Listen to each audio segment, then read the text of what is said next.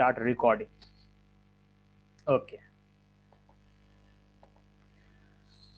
So last class installation of Java हम लोग देखे और आई थिंक सबके सिस्टम में जावा इंस्टॉल हो गया होगा, जावा का पाथ सेट हो गया होगा और आप लोग जावा सी लिखकर कमांड पर चेक कर लिए होंगे कि जावा सक्सेसफुली आपके कंप्यूटर में चल रहा है, रन हो रहा है या नहीं हो रहा है। ठीक है, आई थिंक इतना सब लोग कर लिए होंगे। अगर कोई नहीं किए हैं तो कल उसको कर लीजिए। कोई तरह का हेल्प चाहिए तो हमसे मिलिए, उसका हेल्प लीजिए। लेकिन ठीक है, okay. Next, explanation of first Java program. Explanation of first Java program. अब जब जावा इंस्टॉल हो गया तो we are ready to write Java code. ठीक है, तो सबसे पहले अभी जो आपको हम बताने जा रहे हैं ये एक सिंपल लेमैन के रूप में बताएंगे। ठीक है, और अगर आप लोग कहेंगे अगर कि उसका फुल एक्सप्लेनेशन चाहिए तो फिर फुल एक्सप्लेनेशन भी हम देंगे।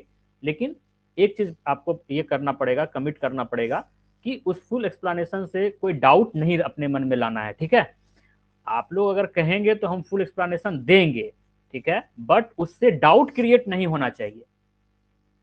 एज ए जनरल आप कोशिश कीजिए, जहां तक जो समझ में आ जाए ठीक है, जो नहीं समझ में आए नो प्रॉब्लम। ठीक है, सबसे पहले एक लेमैन के रूप में अगर हमको जावा में कोड करना है, जावा प्रोग्रामिंग करना है, तो हम ऊपर का जो दो लाइन आप देख रहे हैं, class example 1 public static void main string args, normally आप ये चीज मान के चलिए कि ये हमको लिखना है, ये दो लाइन हमको हर प्रोग्राम में लिखना है। जस्ट लाइक एचटीएमएल में हम लोग 4-5 लाइन का टैग जो था वो हर फाइल में लिखते थे। ठीक है, हम लोग उसके लिए नहीं सोचते थे कि एचटीएमएल हेड बॉडी क्यों लिखेंगे। ठीक है, इसी तरह से यहां भी हम ये समझ के चलें कि अगर हमको जावा कोड लिखना है तो हमको पहला लाइन लिखना है क्लास नेम ऑफ फाइल और नेम ऑफ क्लास। ठीक है, नेम ऑफ फाइल और नेम ऑफ क्लास। तो अभी फिलहाल क्या है कि आपका फाइल सेव नहीं किया गया है, तो you don't know file name, so give any class name.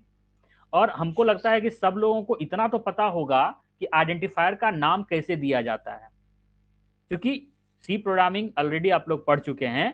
कम से कम इतना तो पता होगा ही कि आइडेंटिफायर के नाम के लिए, naming of an identifier, what rules to be followed, क्या क्या नियम है उसके लिए, जैसे स्पेस नहीं देना है, डिजिट से नहीं स्टार्ट करना है, इस तरह का नियम है। तो उसी तरह से उस नियम को फॉलो करते हुए जो भी नाम आप देना चाहते हैं उस नाम से आप क्लास को दीजिए। ठीक है, class, class name, what ever you want you can give. Next, curly bracket.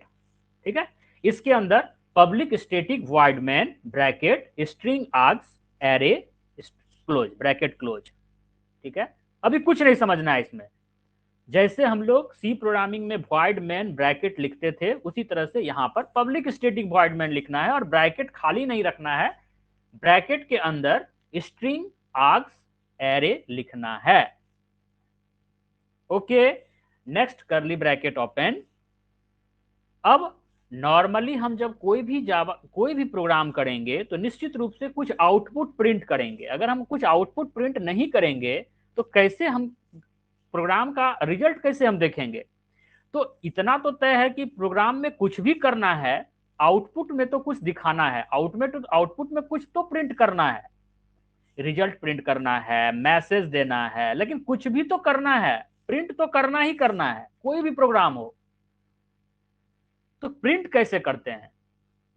C programming में प्रिंटएफ का यूज करते हैं, सी प्लस प्लस में सी आउट का यूज करते हैं, पाइथन में प्रिंट का यूज करते हैं, यहां प्रिंट एलएन का यूज करते हैं। But print LN directly use नहीं होगा, दरअसल प्रिंट एलएन से ही प्रिंट होता है। बट प्रिंट एलएन को यूज करने के लिए हमको सिस्टम डॉट आउट भी लगाना होगा, system dot out dot print LN. इसके पीछे लंबा चौड़ा कंसेप्ट है, इसके पीछे लंबा चौड़ा कंसेप्ट है, बट अभी आप अपने दिमाग में रखिए कि हमको लिखना है system dot out dot print LN bracket hello Java. जो भी मैसेज प्रिंट करना है, जो भी आउटपुट के स्क्रीन पर दिखाना है, वो line hello Java bracket close semicolon. C programming में इतना तो आप लोग जरूर सीखे होंगे, every statement must be terminated with a semicolon, every statement must be terminated with a semicolon, इतना तो जरूर आप लोग सीखे होंगे। रिप्लाई दीजिए, थोड़ा सा रिप्लाई दीजिए, क्या इतना भी नहीं पता है? Yes yes, okay, very good. curly bracket close, curly bracket close. This is your first Java program. This is your first Java program. ठीक है, अब इसका थोड़ा सा एक्सप्लेनेशन, अभी का जो एक्सप्लेनेशन था वो बिल्कुल एक लेमैन के जैसा था। ठीक है, बिल्कुल सिंपल बात कि भाई ये तो हमको करना है, ये तो हमको करना है। ठीक है, एडमिशन कॉलेज में लिए हैं तो क्लास तो करना है, एग्जाम देना है तो फॉर्म तो फिलअप करना है, उसके लिए कोई इफ बट नहीं, वो तो करना है। उसी तरह से अगर जावा प्रोग्राम लिखना है तो पहला तो जेडीके इंस्टॉल करना है, दूसरा ये फॉर्मेट को फॉलो करना है। ठीक है, अब यहां पर थोड़ा सा एक्सप्लेनेशन होगा। जैसे यहां जो हम क्लास लिखे हैं, ये क्लास क्या है? ठीक है, तो class is a keyword, class is a keyword. तो जब कीवर्ड है तो एक बात तो पता होगा कि कीवर्ड हमेशा स्मॉल लेटर में होता है। ठीक है, आप क्लास को कैपिटल में नहीं लिखेंगे, स्मॉल में लिखेंगे, कोई स्पेस नहीं देंगे। और कीवर्ड जो होता है उसका रिजर्व्ड मीनिंग होता है। हम लोग आगे चल के इस सब के बारे में भी पढ़ेंगे, बट इतना आपको पता होगा जैसा हमको हमको मतलब जैसा हम समझते हैं। ठीक है, class is a keyword used to declare a class. Example 1, ex1 का मतलब हुआ example 1। Example 1 is class name, name of class, name of class. ठीक है, जो भी आइडेंटिफायर का रूल्स है उसको फॉलो करते हुए, it should not start with any digit, it should not have any space, है ना, keyword is not allowed. Class में हम इफ नहीं लगा सकते हैं, क्लास इफ, क्योंकि if is also a keyword. ठीक है, और क्या है इसका नियम? Upper case and lower case are case sensitive. अगर आप अपर केस यूज कर रहे हैं तो हर जगह अपर केस यूज कीजिए। ऐसा नहीं कि कहीं पर ई एक्स कैपिटल में लिख दिए, कहीं पर ई एक्स स्मॉल में लिख दिए, नहीं, ऐसा नहीं करना है। दूसरा कहता है public is access modifier, public is access modifier. ठीक है, तो इसका कहने का मतलब हुआ कि हम जो अपना प्रोग्राम रन करवाएंगे वो किसी भी जगह से एक्सेस किया जा सकता है, इसीलिए हम इसको पब्लिक लिखे हुए हैं। ठीक है, इस पर ज्यादा अभी फोकस नहीं करना है, आगे बढ़िए। Static is keyword used to declare a member function as static. हमारा जो void मेन है वो एक फंक्शन है, void main जो है वो एक फंक्शन है, और जब फंक्शन के आगे स्टैटिक कीवर्ड लगता है तो वो स्टैटिक फंक्शन होता है। और स्टैटिक फंक्शन का ये प्रॉपर्टी है कि उस फंक्शन को हम यूजिंग क्लास नेम भी कॉल कर सकते हैं, है ना। नॉर्मली क्लास के जो मेंबर होते हैं वो ऑब्जेक्ट के थ्रू कॉल होते हैं, बट अगर वो स्टैटिक मेंबर है तो वो क्लास नेम से भी एक्सेस किया जा सकता है। यही पर्पस है स्टैटिक लिखने का। ठीक है, third, void is return type and main is method name. void is return type. अगर आप लोग फंक्शन का कंसेप्ट जानते होंगे सी प्रोग्रामिंग में, तो फंक्शन क्या करता है? किसी टास्क को परफॉर्म करता है। फंक्शन क्या करता है? किसी टास्क को परफॉर्म करता है। तो अगर वो टास्क परफॉर्म करके कुछ रिजल्ट को रिटर्न करना चाहता है कॉलिंग फंक्शन को, तो वो रिटर्न करेगा। अदरवाइज हम लोग उसमें void यूज करेंगे। अगर वो कुछ भी रिटर्न नहीं करेगा तो हम लोग उस जगह पे void यूज करते हैं। ठीक है, args is argument to main. ठीक है, अब क्या हम बोले कि फंक्शन जो है वो टास्क परफॉर्म करेगा, तो टास्क परफॉर्म करने के लिए यदि उसको कुछ जरूरत है ना, तो उस जरूरत को हम आर्ग्यूमेंट के द्वारा पास करते हैं। जैसे हम अगर आपको कहें, हम अगर आपको कहें कि एक मार्कर एक पेन खरीद के लाओ मार्केट से, एक पेन खरीद के लाओ, तो यू नीड मनी, राइट। तो आप हमसे मनी लेंगे, मार्केट जाएंगे, पेन खरीद के लाएंगे और पेन हमको देंगे। तो जो पेन जो देंगे that is return type, that is returning, and हमसे आप क्या लिए? Money, that is argument. ठीक है, टास्क आपने परफॉर्म किया कि आपने पेन खरीद के लाया। दिस इज द मेन फंडा ऑफ फंक्शन। ठीक है, ये आर्ग्यूमेंट लेना एंड रिटर्न करना। ठीक है, अब ज्यादा उसमें हम लोग नहीं, आगे चल के हम लोग सब डिस्कस करेंगे। Note, system dot out dot print L N means system के आउटपुट टर्मिनल पर प्रिंट करेगा। दिस इज, देखिए ये लाइन आपको बिल्कुल क्लियर करता है, कुछ नहीं, कोई कंसेप्ट नहीं, सिस्टम के आउटपुट स्क्रीन पर प्रिंट करेगा, that is called system dot out dot print L N. एकदम क्लियर है ना,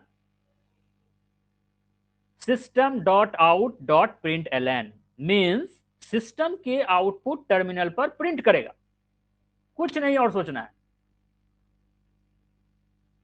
आप लोग बताइए, यहां तक में कोई दिक्कत, यहां तक में कोई दिक्कत?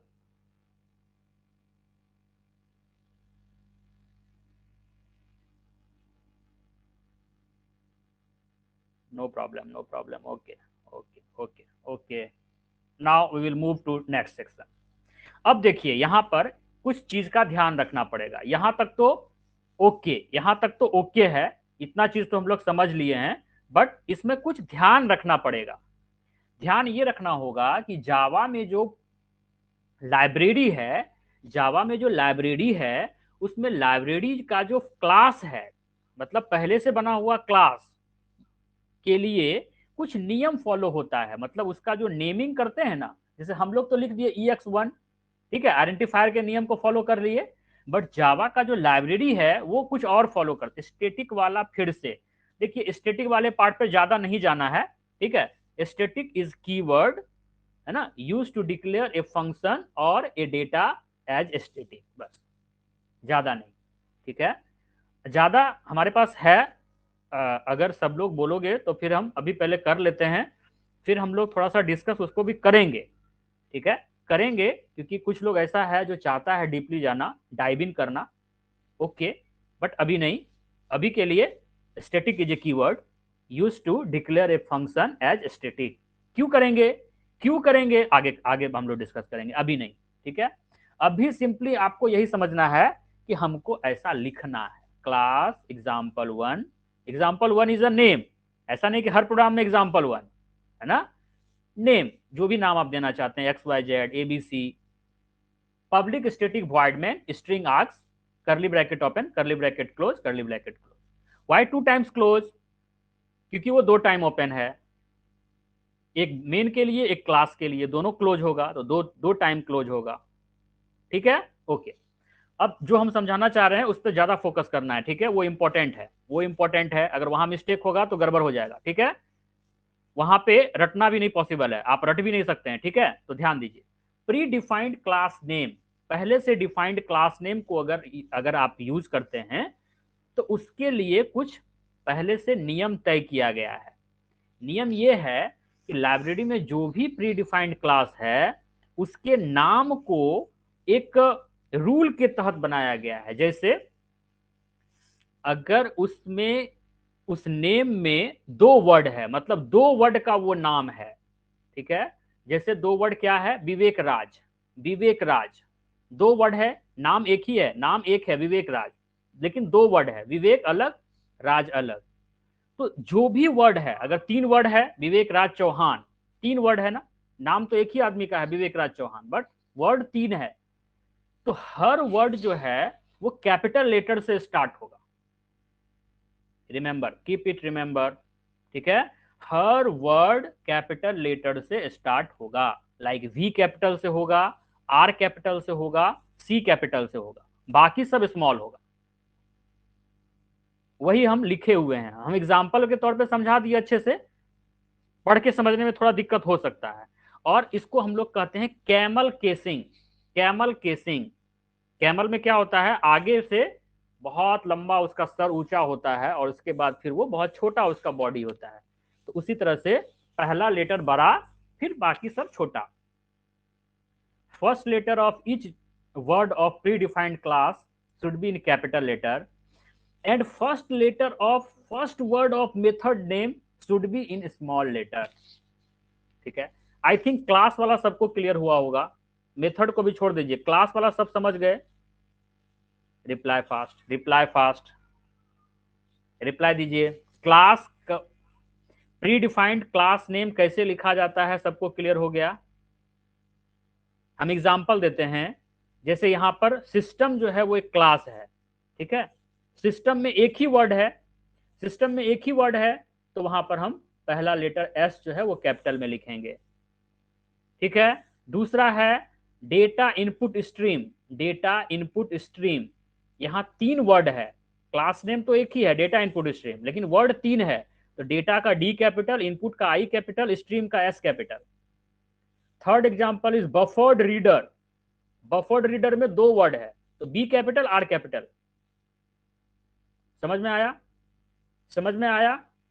रिप्लाई फास्ट, सब लोग रिप्लाई दीजिए।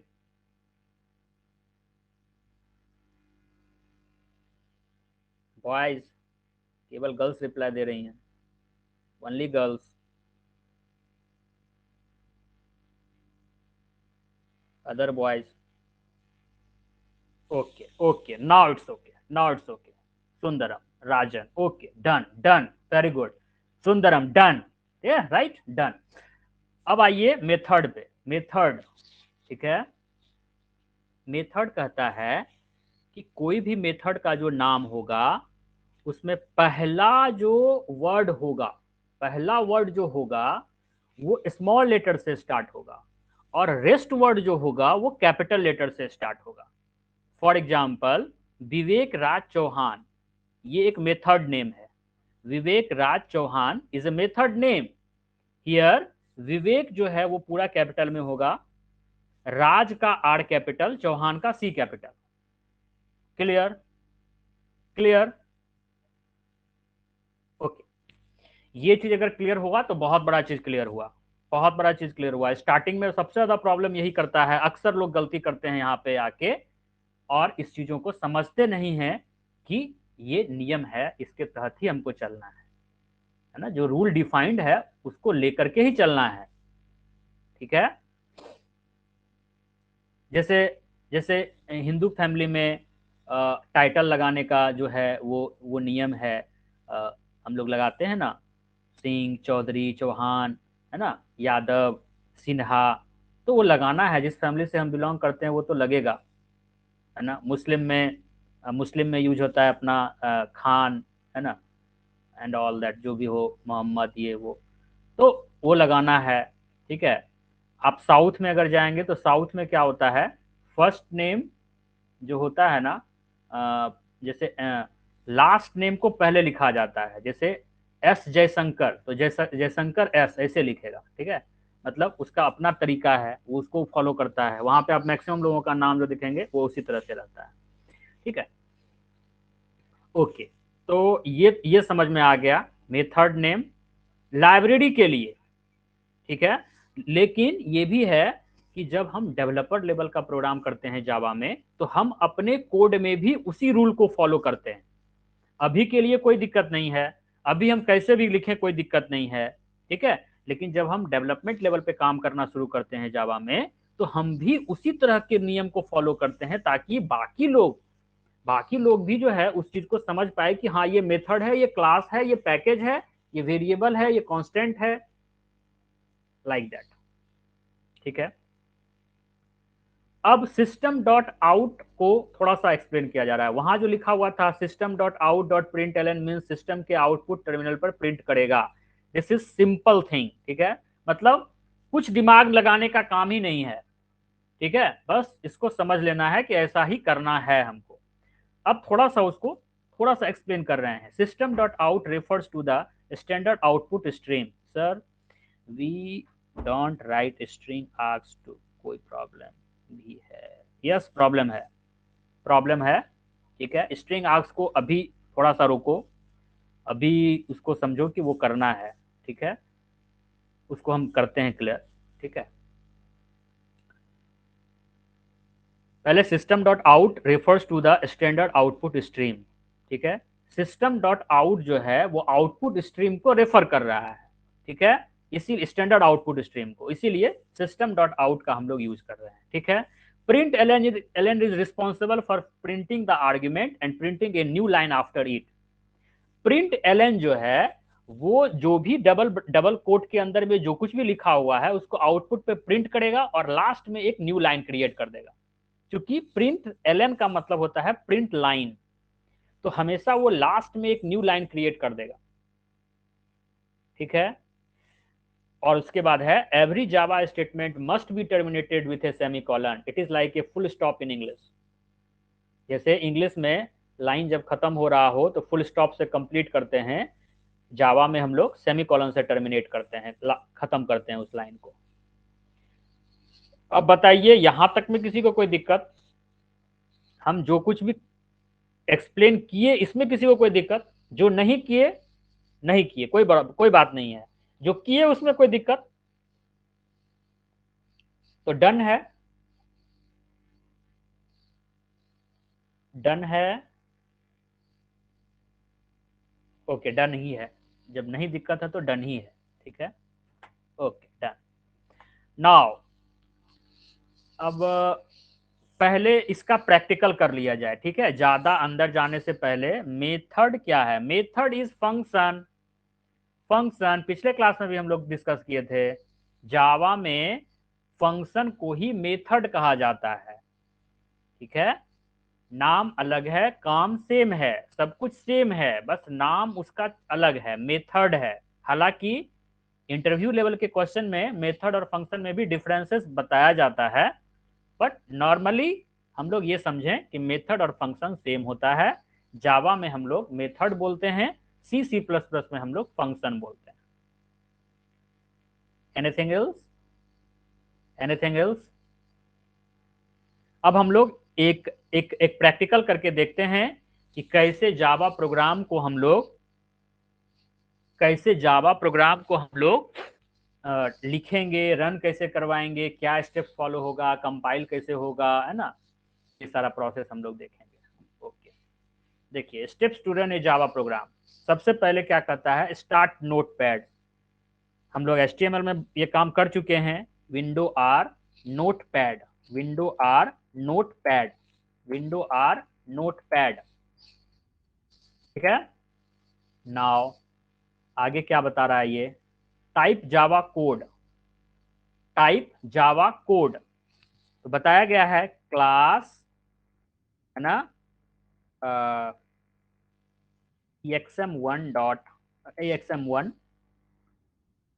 राइट, कर्ली ब्रैकेट ओपन, इसके अंदर public static void main string args. Args में आर्ग्स जो है ना वो आर्ग्यूमेंट है, नाम है वो, वहां नाम हम कुछ और भी दे सकते हैं, नो प्रॉब्लम, बट नहीं देना है। कोशिश करना है कि जो है उसी को फॉलो करें, बेवजह का प्रॉब्लम क्रिएट करने से या कंफ्यूजन क्रिएट करने से फायदा नहीं है, ठीक है। नाउ चूंकि हमको आउटपुट में कुछ तो डिस्प्ले करना है, तो system dot out dot println double quote hello world, double quote बंद, semicolon, close, close. This is your first Java programme.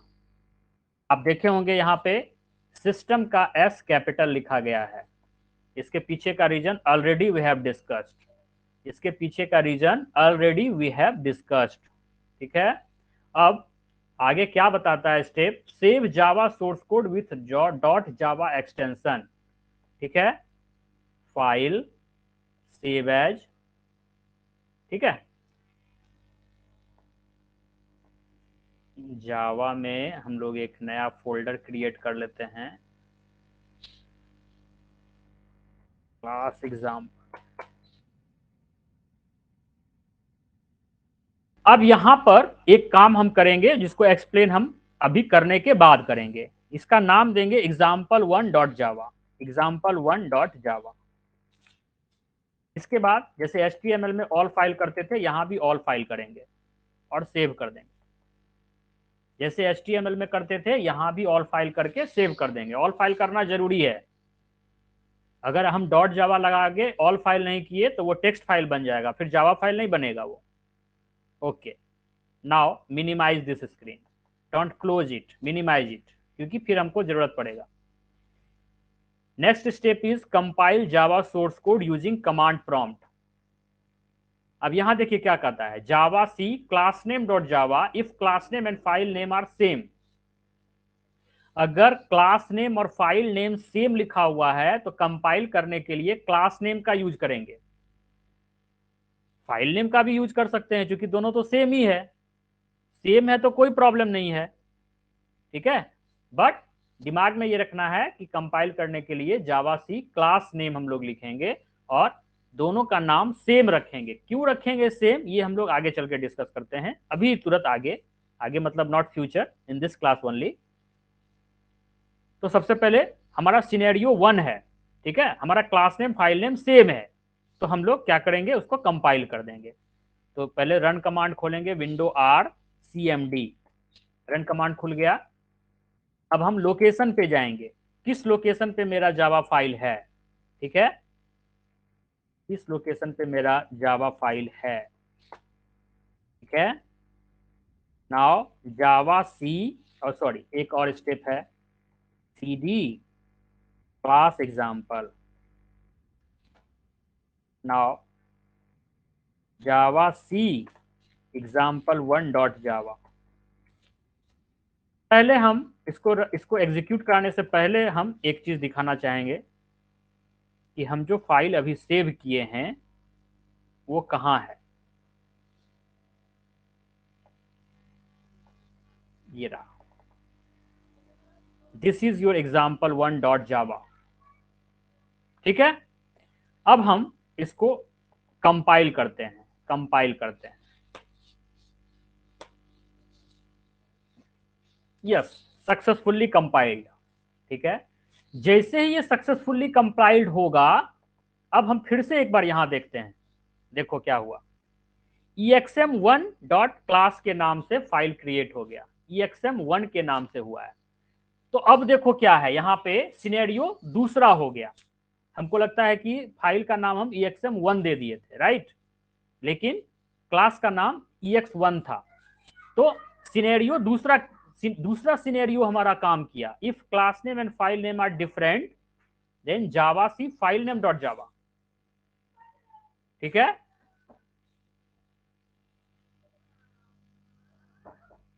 Okay, यहाँ पे क्लास नेम है exam1, ठीक है। अब देखो क्या आएगा, पहले हम गलती कर दिए हैं, अच्छा हुआ गलती हो गया, गलती हुआ तो अच्छा हुआ। वेट ए मिनट, ले जाओ ना, क्या तुम लोग करते हो, बार बार बोलते हैं कि क्लास चल रहा है, जाएगी।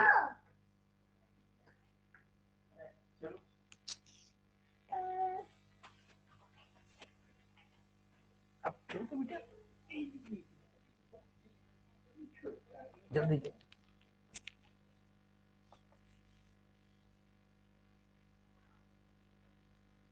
Okay, first we need to execute this program. क्या प्रॉब्लम आएगा, ये मिस्टेक है, मिस्टेक होने पर क्या प्रॉब्लम आएगा ये देखते हैं, ठीक है। जावा क्या बोल रहा है, यहाँ पे रन करवाने के लिए क्या बोल रहा है, execute Java class file using command Java class name, ठीक है। क्लास नेम क्या है, ex1, ठीक है, क्लास नेम क्या है, ex1, हम लिखते हैं ex1, error could not find और लोड मेन क्लास ex1, ठीक है।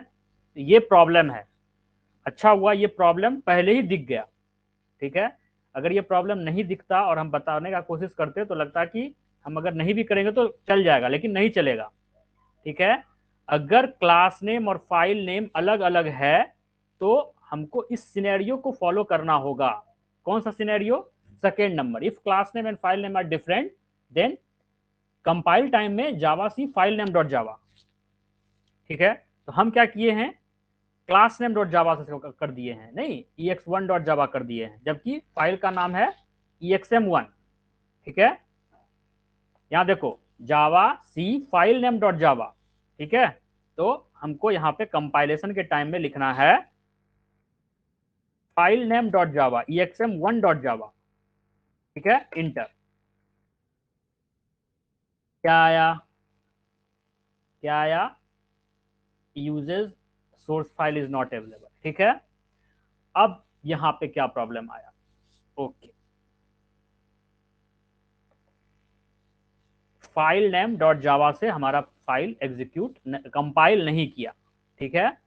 तो कहने का मतलब है कि अगर हम क्लास नेम से कंपाइल करते हैं तो eight the time of run करने के टाइम में हमको जावा फाइल नेम लिखना है, क्लास नेम नहीं लिखना है। यहाँ पे थोड़ा चेंजिंग करना पड़ेगा नोट्स में, नोट्स उल्टा थोड़ा सा कर दिया है इस चीज को, ठीक है।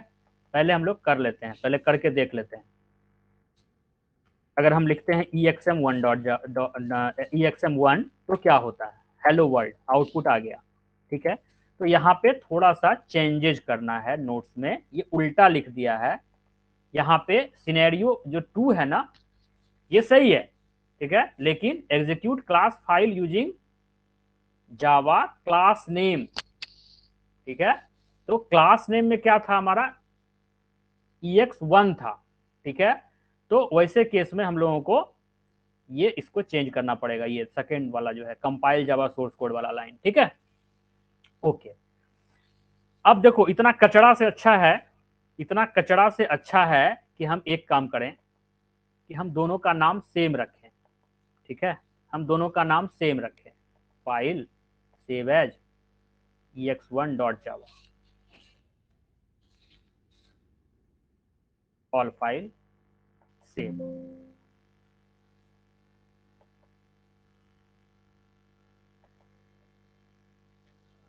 अब हम क्या किए हैं जरा देखो तो, क्लास का नाम भी ex1 है और फाइल का नाम भी ex1 है, बोथ नेम आर सेम। जब दोनों नाम सेम है तो कोई कंफ्यूजन ही नहीं है, हम क्लास नेम से रन करवाएं या हम फाइल नेम से रन करवाएं, कोई प्रॉब्लम नहीं है। करके देखते हैं example1.java, javac example1.java successfully compiled, run करते हैं जावा example1, सक्सेसफुली एग्जीक्यूट, ठीक है। Hello world is our output, ठीक है, ठीक है। अच्छा हुआ मिस्टेक आया तो सब कुछ क्लियर हो गया। इवन मेरे नोट्स में भी जो थोड़ा सा मिस्टेक है वो भी पकड़ में आ गया कि यहाँ पे ये उल्टा लिखा गया है, ठीक है। अब देखिए नोट में क्या लिखता है, at the time of compilation you need to compile Java source file by using file name, ठीक है। जब हम कंपाइल कर रहे होते हैं तो उस समय में क्लास फाइल तो क्रिएटेड है ही नहीं। अभी हम दिखाए ना कि जब हम कंपाइल किए तो क्लास फाइल क्रिएट हुआ। हम जो क्रिएट किए थे वो तो सोर्स कोड था, जावा फाइल था। जब हम उसको कंपाइल किए तो क्लास फाइल क्रिएट हुआ। तो जब क्लास फाइल क्रिएट होगा तब तो क्लास फाइल को रन कराएंगे। तो उस टाइम में कहता है कि जब हम ये सिचुएशन कब है, जब अलग अलग नाम यूज कर रहे हैं तब है। जब सेम नाम यूज कर रहे हैं तो कोई कंफ्यूजन नहीं है, ठीक है। जो क्लास का नाम है वही फाइल का नाम होगा और बस उसको लिखकर रन करा देना है। अगर हम डिफरेंट नाम यूज करते हैं तो यहां पर ये चीज क्लियर होता है, ठीक है। At the time of compilation you need to compile java source file by using file name which produces class file, and at the time of execution you need to execute class file by using class name। Clear हुआ। Compilation के time में class तो है ही नहीं, class file तो बना ही नहीं है, तो हम किसको कॉल करेंगे, फाइल को कॉल करेंगे, फाइल नेम के थ्रू कॉल करेंगे उसको। और जब हम क्लास फाइल क्रिएट कर लेंगे, मतलब सक्सेसफुली कंपाइल कर लेंगे, तो फिर रन करवाने के टाइम में हम लोग क्लास फाइल को कॉल करेंगे, मतलब क्लास नेम के द्वारा उसको कॉल किया जाएगा।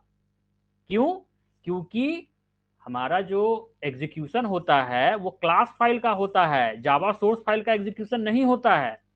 और दिस इज द केस की प्लेटफॉर्म इंडिपेंडेंट है। मतलब अगर आप कोड को एक बार क्लास फाइल क्रिएट कर लिए तो class file is just like a bite code.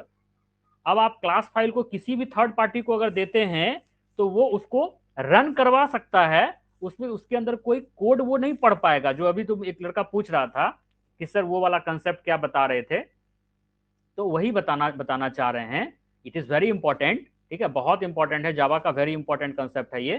Platform independent क्या होता है ना, why Java is platform independent, ठीक है। बिकॉज जावा का जो प्रोग्राम है, इसका जो कंपाइलेशन होता है, इसका प्रोसेस अलग है। इसमें जब कंपाइल करते हैं कोड को तो वो क्लास कोड, वो बाइट कोड जनरेट करता है, और जो बाइट कोड होता है वो हर मशीन में सेम होता है। तो उस स्थिति में अगर हम उस बाइट कोड को किसी दूसरे सिस्टम में डाल के चलाएं तो वो रन कर जाएगा, क्योंकि हर मशीन का सेम बाइट कोड होता है। ठीक है, लेकिन वो बाइट कोड एक नॉर्मल आदमी नहीं पढ़ सकता है, वो बाइट कोड केवल सिस्टम पढ़ सकता है, जेवीएम पढ़ सकता है। ठीक है, कहोगे सर हम क्यों बाइट कोड देंगे, हम सोर्स कोड दे देंगे। सोर्स कोड किसी दूसरे को डिस्ट्रीब्यूट नहीं किया जाता है। पार्टी को अगर सोर्स कोड दे दोगे तब फिर तुम्हारा कोई मतलब ही नहीं रह जाएगा कोडिंग कोडर बनने का। ठीक है, तो पार्टी किसी किसी भी प्रोग्रामर को बैठाएगा और सारा उसको अपने हिसाब से डिजाइन करवा लेगा। इसलिए पार्टी को कभी भी हम सोर्स कोड नहीं देते हैं। ठीक है, पार्टी को हमेशा क्या देते हैं, ऑब्जेक्ट कोड देते हैं या बाइट कोड देते हैं। तो सी प्रोग्रामिंग में कंसेप्ट है कि जब आप किसी प्रोग्राम को कंपाइल करते हैं तो उस टाइम में ऑब्जेक्ट कोड क्रिएट होता है। ऑब्जेक्ट कोड जो होता है हर सिस्टम का डिफरेंट होता है। अगर हम एक सिस्टम में ऑब्जेक्ट कोड क्रिएट किए तो दूसरे सिस्टम में वो ऑब्जेक्ट कोड काम नहीं करेगा। सिस्टम कहने का मतलब प्लेटफॉर्म, मतलब विंडोज पे किए तो लिनक्स पे नहीं काम करेगा, मैक पे किए तो विंडोज पे काम नहीं करेगा, या माइक्रो प्रोसेसर चेंज हो जाता है तो उस केस में भी काम नहीं करेगा। ठीक है, सिस्टम मतलब सिर्फ लैपटॉप नहीं, जब डिफरेंट प्लेटफॉर्म होगा तब। ठीक है, तो नॉर्मली क्या होता है, हम किसी को क्या देते हैं, सोर्स कोड नहीं देते हैं, हम किसी को क्या देते हैं, ऑब्जेक्ट कोड देते हैं। ठीक है, मतलब मशीन कोड देते हैं, ये समझो मशीन कोड देते हैं। तो सी प्रोग्रामिंग में जब हम किसी फाइल को कंपाइल करते हैं तो ऑब्जेक्ट कोड क्रिएट होता है। अगर हम वो ऑब्जेक्ट कोड किसी दूसरे को दें, अगर वो दूसरे मशीन पर उसको चलाएगा तो वो रन नहीं करेगा, क्योंकि हर मशीन का ऑब्जेक्ट कोड अलग अलग होता है। तो हमको क्या देना पड़ेगा, उसको सोर्स कोड देना पड़ेगा। Source code we can not distribute, source code we can not distribute. तो वैसे केस में क्या होगा कि सेम प्लेटफॉर्म पर ही हम उसको चला सकते हैं, डिफरेंट प्लेटफॉर्म पे हम उसको नहीं चला सकते हैं, राइट। डिफरेंट प्लेटफॉर्म पे हम उसको नहीं चला सकते हैं, राइट। लेकिन जावा कहता है कि एक बार आप सोर्स कोड लिखो, कंपाइल करके आप बना लो क्या, class file. Class file is nothing but object code. ठीक है, सॉरी ऑब्जेक्ट कोड नहीं, बाइट कोड। बाइट कोड का प्रॉपर्टी है कि हर मशीन का बाइट कोड सेम होता है, हर प्लेटफॉर्म के लिए बाइट कोड सेम होता है। This is intermediate code, this is not pure machine code, this is intermediate code. ठीक है, अब हम वो क्लास फाइल किसी भी थर्ड पार्टी को देंगे, वो उस क्लास फाइल को एग्जीक्यूट करेगा और क्या करेगा, हमारा प्रोग्राम रन हो जाएगा। उसको सोर्स कोड का कोई जरूरत नहीं है। तो वही यहां पर बताने का कोशिश किया जा रहा है। अगर देखो नॉर्मली तो हम लोग कहते हैं, नॉर्मली हम लोग ये कहते हैं कि भाई क्लास नेम और फाइल नेम का नाम सेम रखो। सेम रखोगे तो कोई डाउट होना ही नहीं है, तब फिर सोचने का चक्कर है ही नहीं। ठीक है, अगर डिफरेंट रखते हो तो eight the time of compilation किस नाम से कॉल करोगे, फाइल नेम। क्यों, क्योंकि क्लास तो अभी बना ही नहीं है। क्लास फाइल तो क्रिएट होगा कब, जब प्रोग्राम कंपाइल होगा। और जब प्रोग्राम कंपाइल हो जाए, क्लास फाइल क्रिएट हो जाए, तो एग्जीक्यूट करने के लिए आप किसको कॉल करोगे, क्लास नेम को कॉल करोगे। ठीक है, क्लास नेम को कॉल करोगे, फाइल नेम को कॉल नहीं करोगे, क्लास नेम को कॉल करोगे। ठीक है, so it is better practice to use same name for class and file, है ना। तो ऐसे ऐसे केस में इतना जो कंफ्यूजन हो रहा है, इस कंफ्यूजन को दूर करने का उपाय है कि भाई सेम नाम यूज कर लो दोनों के लिए, कोई प्रॉब्लम नहीं है। क्या कोई दिक्कत, थोड़ा सा पेच है, बट पेच को एकदम बिल्कुल क्लियर कर रखना है कि भाई नाम सेम यूज करेंगे बस। क्या कोई दिक्कत, बताइए। Reply fast, reply fast, we don't have much time.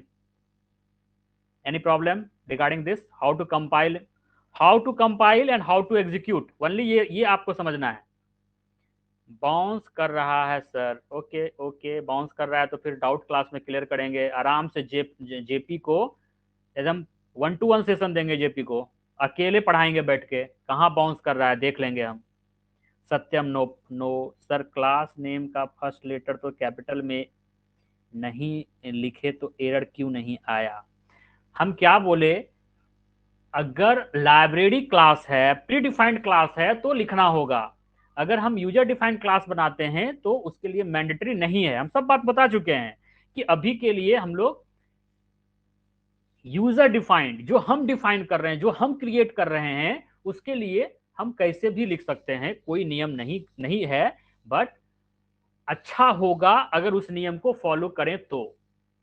Better होगा अगर हम उस नियम को फॉलो करें तो, but no restriction for user defined, restriction only for pre defined.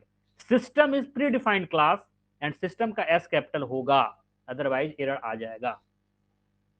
ठीक है, अगर कोई वहां पे क्लास प्री डिफाइंड नहीं यूज किया हुआ है इसीलिए कोई प्रॉब्लम नहीं।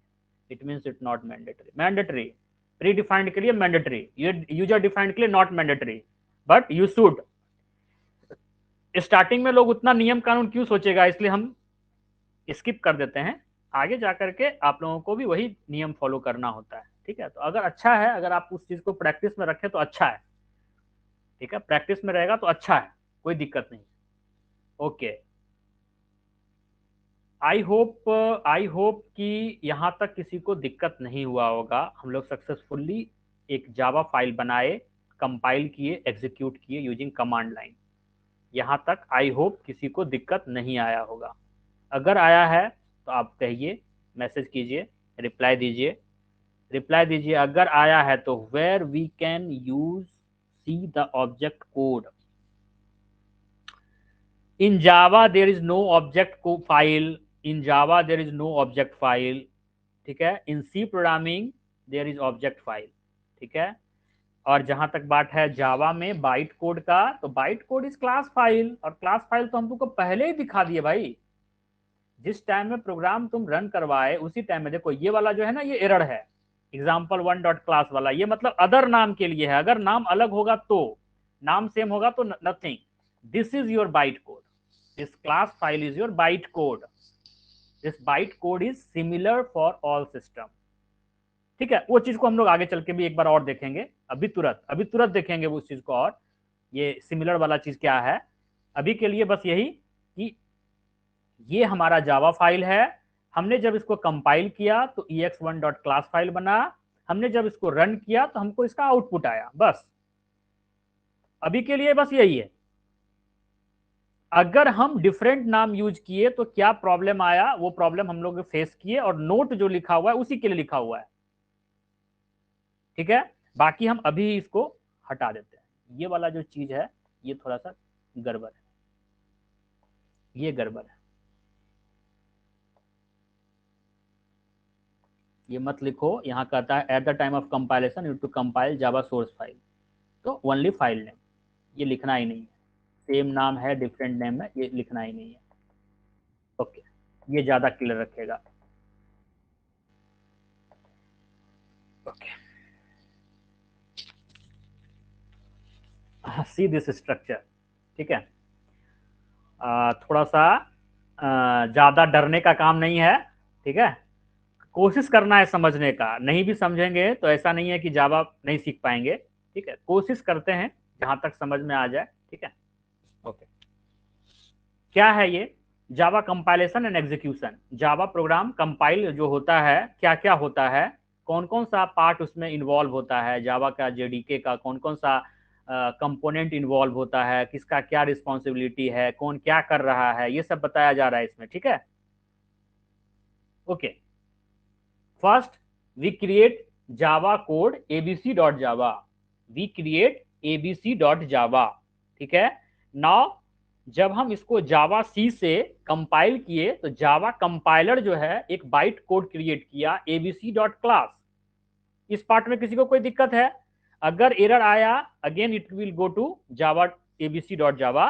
ठीक है, फिर से उसको चेक किए। जब सर स्क्रीन नहीं शो हो रहा है, स्क्रीन नहीं सो रहा है क्या? बाकी लोगों को स्क्रीन नहीं दिख रहा है? Reply reply fast fast.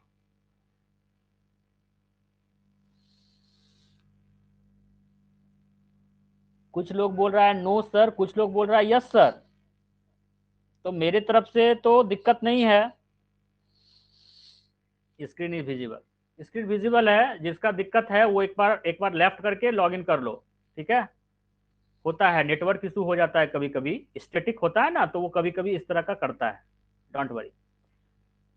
Compile time वाला पार्ट समझ में आ गया सबको? यस सर हो रहा है।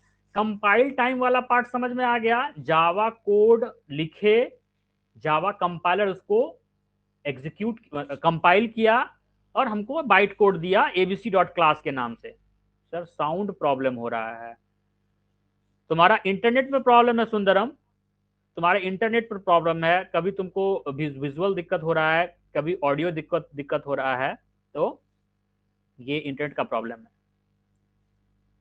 Okay, Abhijit replied regarding no problem sir with respect to compile time, compile time में कोई प्रॉब्लम नहीं है। नाउ अब हम लोग क्या करते हैं, जावा को क्लास फाइल को रन करवाते हैं, क्लास फाइल को रन करवाते हैं। तो सबसे पहले क्या होता है, जेवीएम जो है उसको उस फाइल को क्लास फाइल को लोड करता है, ठीक है, मेमोरी में लोड करता है, ठीक है।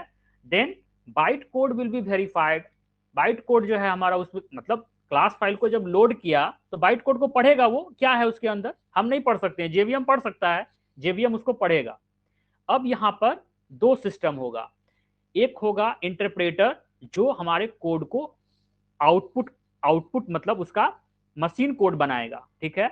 और just in time JIT, just in time जो है वो मतलब एग्जीक्यूशन के लिए मशीन कोड बनाने के लिए यहां पर दोनों सिस्टम का यूज हो रहा है, जेआईटी कंपाइलर का भी और इंटरप्रेटर का भी, जिसका जहां पर जैसा काम है वो अपना वैसा अपना रोल कर रहा है, ठीक है।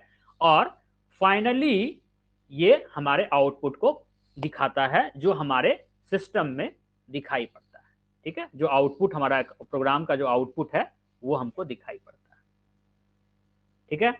तो इसमें जेआईटी और इंटरप्रेटर का जो रोल है यहाँ पे थोड़ा सा है कंफ्यूजन, मतलब कौन मतलब किसका क्या काम है ना। यहाँ देखिए, यहाँ दोनों चीज है, at the time of compilation compiler का यूज हो रहा है, at the time of execution interpreter का यूज हो रहा है, और वहां साथ में एक जेआईटी कंपाइलर भी है, ठीक है।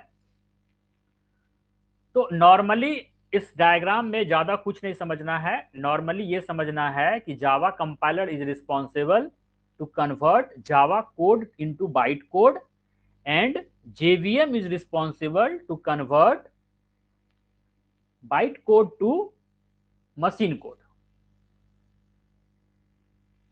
ये क्लियर हुआ?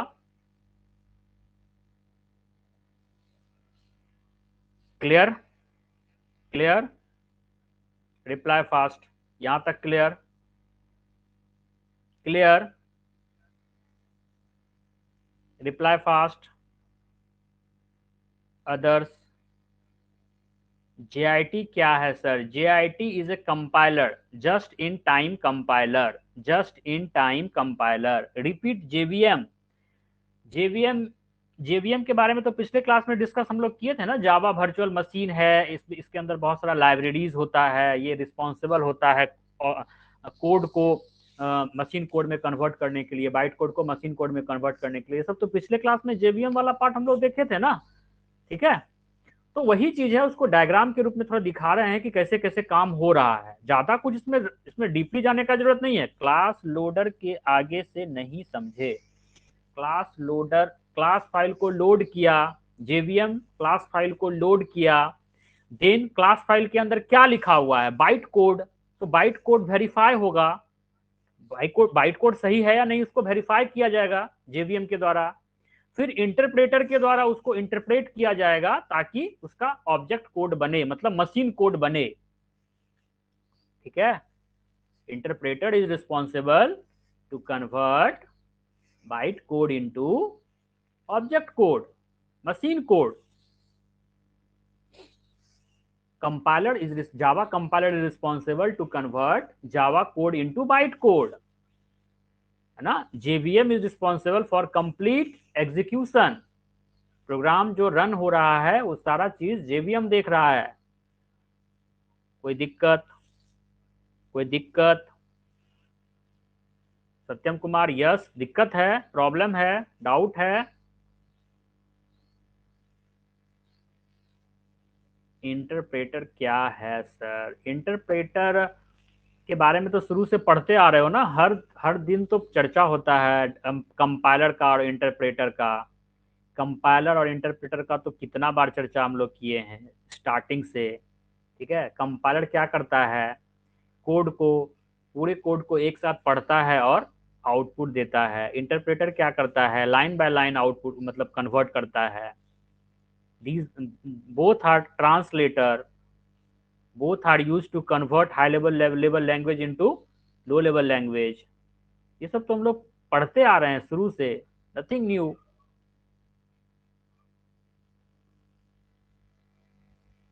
ओके, आई थिंक डाउट नहीं है, हम लोग आगे मूव करते हैं.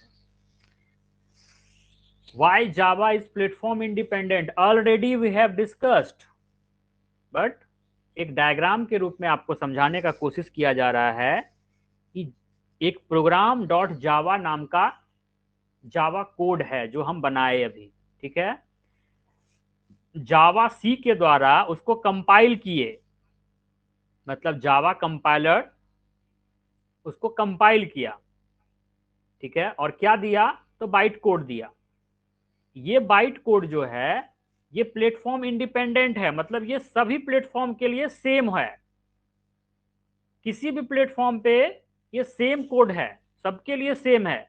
ऐसा नहीं है कि विंडोज के लिए अलग होगा, लिनक्स के लिए अलग होगा, मैक के लिए अलग होगा, ऐसा नहीं है. सबके लिए सेम है. जब सबके लिए सेम है तो विंडोज का में जो जेवीएम है वो उसको विंडोज में रन करवा देगा, लिनक्स में जो है वो लिनक्स में रन करवा देगा, मैक में है तो मैक में रन हो जाएगा, क्योंकि बाइट कोड सेम है. C++ में जब हम प्रोग्राम को कंपाइल करते हैं तो ऑब्जेक्ट फाइल बनता है.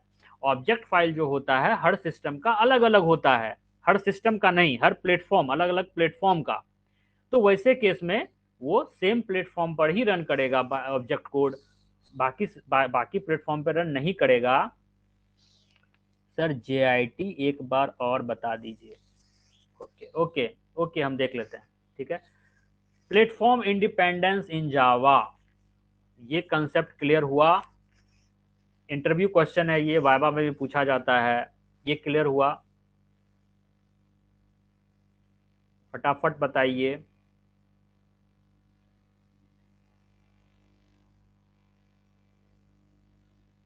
ओके ओके, JIT पर क्वेश्चन आ रहा है. JIT क्या है?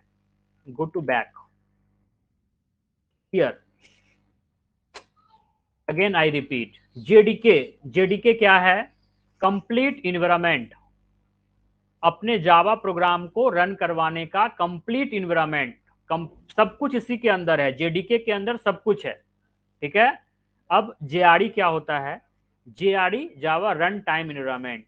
इसके अंदर दो चीज होता है, पहला जेवीएम और दूसरा लाइब्रेरीज, ठीक है. जो भी लाइब्रेरी का हम यूज कर रहे हैं वो जेआरई के अंदर है. अभी हम पढ़े ना, ये क्लास है प्री डिफाइंड क्लास, ये मेथड है प्री डिफाइंड, है ना, ये पैकेज है. तो ये सब कहाँ है? तो जेआरई के अंदर है. और क्या है जेआरई के अंदर? जेवीएम है. जेवीएम क्या है? कहता है JVM comes with JIT compiler which converts Java bite code into machine code, ठीक है.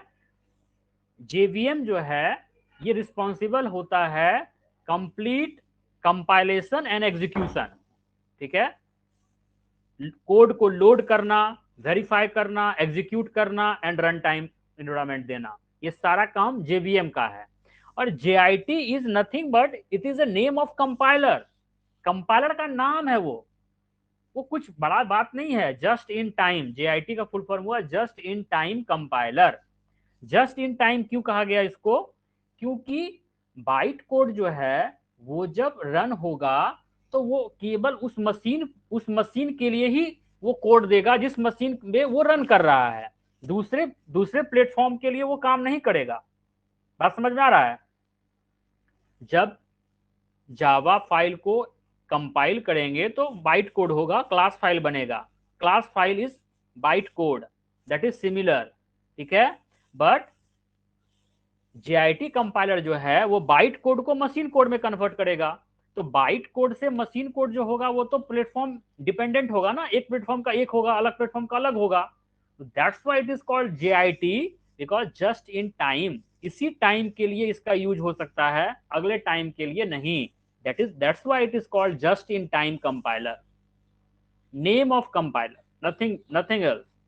कंपाइलर का नाम है, क्योंकि एक कंपाइलर वहां भी काम कर रहा है जो क्या कर रहा है? जावा सोर्स कोड को कंपाइल करके बाइट कोड बना रहा है, वहां भी एक कंपाइलर है. ठीक है, तो दोनों को कैसे अंतर समझ में आएगा कि कौन कौन सा कंपाइलर है। तो यहाँ JIT कंपाइलर है, वहां पर नॉर्मल कंपाइलर है, जावासी कंपाइलर है। साथ ही साथ JIT के साथ साथ इंटरप्रेटर भी काम करता है।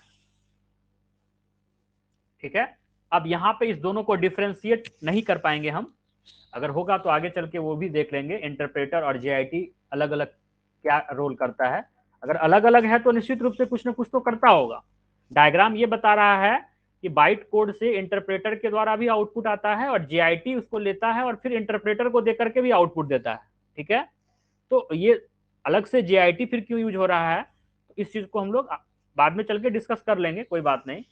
अभी के लिए बस ये समझना है हम लोगों को कि there is Java compiler which converts Java code into byte code, मतलब Java file into class file.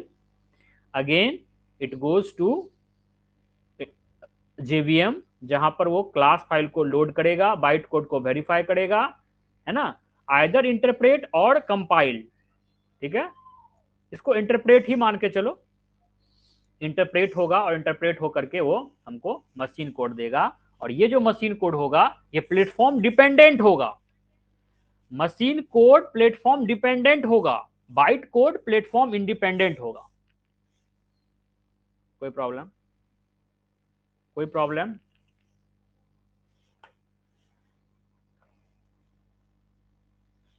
कोई प्रॉब्लम है? No, no. आज के लिए इतना ही। ठीक है, ऑलरेडी 8:40 हो चुका है। I stop the recording.